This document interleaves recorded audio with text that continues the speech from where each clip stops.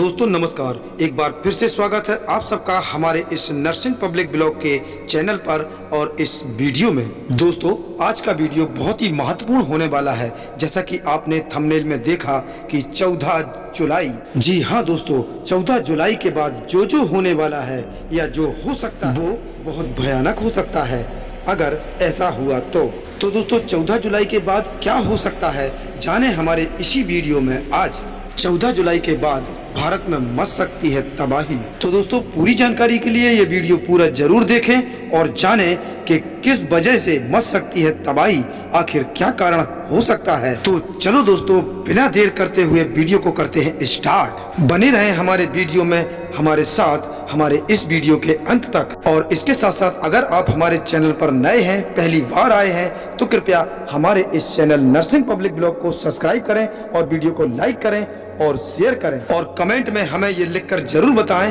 कि आपकी इस बारे में क्या राय है, क्योंकि आप सबको या हमको ये पता ही नहीं है कि उड़ीसा की राज्य सरकार क्या गलती करने जा रही है।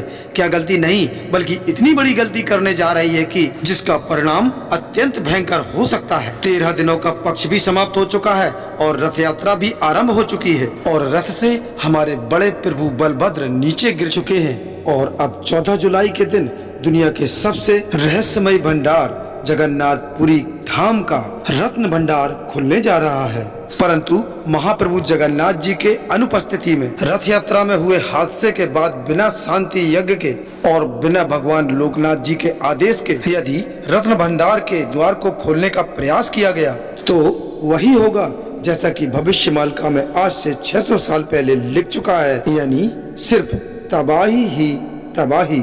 आप और हम सब ये तो जानते ही हैं कि प्रत्येक कार्य को करने का एक कोई नियम होता है। उदाहरण के तौर पर जैसे कि हमें किसी वस्तु को खरीदना होता है तो उसे खरीदने के लिए हमें सबसे पहले दुकान पर जाना पड़ेगा और फिर दुकानदार से उस चीज को मांगना पड़ेगा। मांगने के बाद वो दुकानदार हमें सामान देगा और हम उसे पैसे देंगे, तब हम वो सामान या वो चीज ले सकते हैं। ठीक वैसे ही अखंड भारतवर्ष के 4 धामों में से एक पुरी का जगन्नाथ धाम प्राचीन काल से आध्यात्म के नींव पर बने नियम और कानून के द्वारा ही संचालित होता है और अगर जिनको तोड़ने का प्रयास किया गया तो अनहोनी निश्चित तय है। जैसा कि इस साल रथ यात्रा के दौरान बड़े प्रभु बलभद्र जी के साथ हुआ था। भविष्य मालिका में लिखित अत्यंत घातक 13 दिनों का पक्ष समाप्त हो चुका है और उसके प्रभाव से पूरे विश्व में हाहाकार भी मचा हुआ है और रथ यात्रा में इतनी बड़ी अनहोनी भी घट चुकी है। और अब उड़ीसा की नई सरकार 14 जुलाई के दिन जगन्नाथ मंदिर के रत्न भंडार को खोलने जा रही है। और तो और उड़ीसा की नई सरकार का ये कहना भी है कि पुरानी चाबी से अगर वो ताला नहीं खुलता है तो उस ताले को तोड़ दिया जाएगा। लेकिन क्या ये समय इतने बड़े तथा इतने महत्वपूर्ण कार्य को करने के लिए सही है? जगन्नाथ धाम के पांडुलिपियों में लिखित तथ्यों के अनुसार मंदिर के रत्न भंडार में कुल 7 कमरे हैं, जिनमें से पहले 3 कमरों में प्रतिदिन व्यवहार होने वाले आभूषण तथा गहने रखे गए हैं और बाकी के 4 कमरों में हजारों साल पुराने अत्यंत मूल्यवान रत्न रखे गए हैं और जिनकी सुरक्षा स्वयं लोकनाथ यानी महादेव करते हैं। और इन्हीं 4 कमरों के मुख्य द्वार को लेकर ही पूरी कहानी है। हमारा देश आजाद होने के बाद अंदरूनी रत्न भंडार के इन 4 कमरों को पहली बार 1985 में खोला गया था, परंतु किसी कारणवश उन दरवाजों को तुरंत बंद करना पड़ा, क्योंकि वहां के सेवकों का कहना था कि जैसे ही द्वार को खोला गया अंदर से भयंकर गर्जना सुनाई दी और इसी कारण उस दरवाजे को तुरंत बंद कर दिया गया। और एक बार 1978 में उन 4 कमरों को खोलकर उनके अंदर रत्नों का हिसाब किताब तब के मंदिर के भक्त महाप्रभु जगन्नाथ जी के श्रेष्ठ भक्तों में से एक श्री रविंद्र नारायण मिश्रा जी ने सफलता पूर्वक किया था। 2018 में एक बार फिर से नवीन पटनायक जी की सरकार ने उन 4 कमरों को खोलने का प्रयास किया था। ASI के बड़े बड़े आर्कियोलॉजिस्ट और बड़े बड़े ज्ञानी गुणी व्यक्ति, अनुभवी डॉक्टर्स और अनुभवी स्नेक कैचर यानी सांप पकड़ने वाले, अनुभवी रेस्क्यू टीम एवं राज्य सरकार में बड़े बड़े पदों पर बैठे बड़े बड़े अधिकारी एक साथ मिलकर मंदिर के अंदर प्रवेश तो हुए, लेकिन अंदर अचानक कुछ ऐसा हुआ कि उनमें से एक को एम्बुलेंस पर ले जाना पड़ा और बाकी के पसीने छूट गए और वो इधर उधर अपना मुंह छुपाकर भागते नजर आए और मीडिया ने अनाउंस कर दिया कि रत्न भंडार का सर्वे केवल 40 मिनट में ही पूरा हो गया और अंदर सब कुछ सही है। लेकिन फिर कुछ दिन बीत जाने के बाद वही राज्य सरकार ने कहा कि रत्न भंडार की चाबी गुम हो चुकी यानी खो गई है, इसीलिए रत्न भंडार का दरवाजा नहीं खुल सका। और फिर कुछ और दिन बीत जाने के बाद उसी राज्य सरकार ने कहा कि डुप्लीकेट चाबी मिल चुकी है और पिछले 6 साल से यही लुका छुपी का खेल चल रहा है। और एक बार फिर से उड़ीसा की नई नवेली बीजेपी की सरकार 14 जुलाई के दिन उन 4 कमरों को खोलने का प्रयास करने जा रही है। इस सरकार का उद्देश्य न ही किसी लूटपाट का है और न ही उस कमरे के अंदर रखे सामान को छेड़छाड़ करने का है। इस सरकार का तो केवल उद्देश्य है रत्नों का हिसाब किताब और रत्न भंडार का पुनरुद्धार, क्योंकि न जाने कितने हजारों सालों से इस रत्न भंडार की मरम्मत नहीं हुई है। रत्न भंडार के अंदर की दीवारें किस अवस्था में है ये भी पता नहीं है, अंदर सब कुछ सही सलामत है या नहीं ये भी पता नहीं है, क्योंकि बाहरी दीवारों पर दरारें पड़ चुकी हैं। लेकिन इसे खोलना भी इतना आसान नहीं है, क्योंकि ये भंडार किसी और का नहीं, स्वयं जगत के नाथ महाप्रभु जगन्नाथ जी का है। मंदिर के प्राचीन नियम कहते हैं कि यदि अंदरूनी रत्न भंडार को किसी कारण से खोलना है तो सबसे पहले लोकनाथ जी की आज्ञा लेनी पड़ेगी, नहीं तो बहुत बड़ा अनर्थ हो सकता है।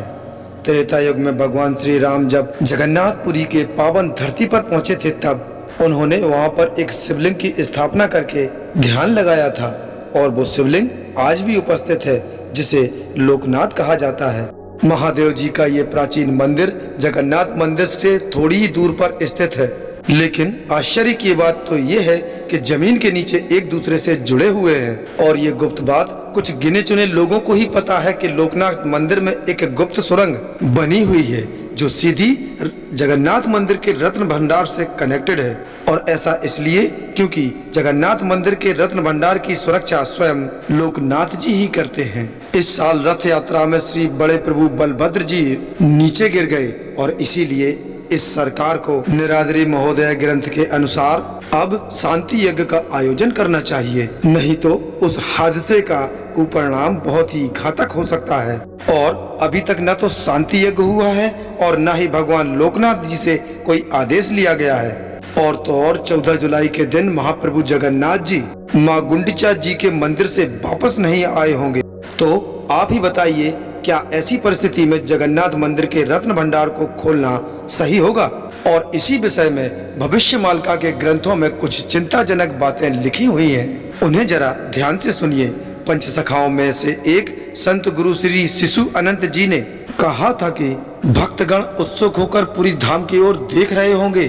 जब मंदिर के 4 द्वार खुलेंगे तब रत्न भंडार के द्वार भी खुल जाएंगे, क्योंकि आपको पता ही होगा कि उड़ीसा में नई सरकार बनने के तुरंत बाद मुख्यमंत्री मोहन मांझी जी ने जगन्नाथ मंदिर के 4 द्वारों को खोला था और अब रत्न भंडार के 4 कमरों को खोलने जा रहे हैं। तो आप थोड़ा कल्पना कीजिए कि आज से लगभग 600 साल पुरानी लिखित भविष्य मालिका में लिखी भविष्यवाणी आज किस प्रकार सत्य साबित होती जा रही है।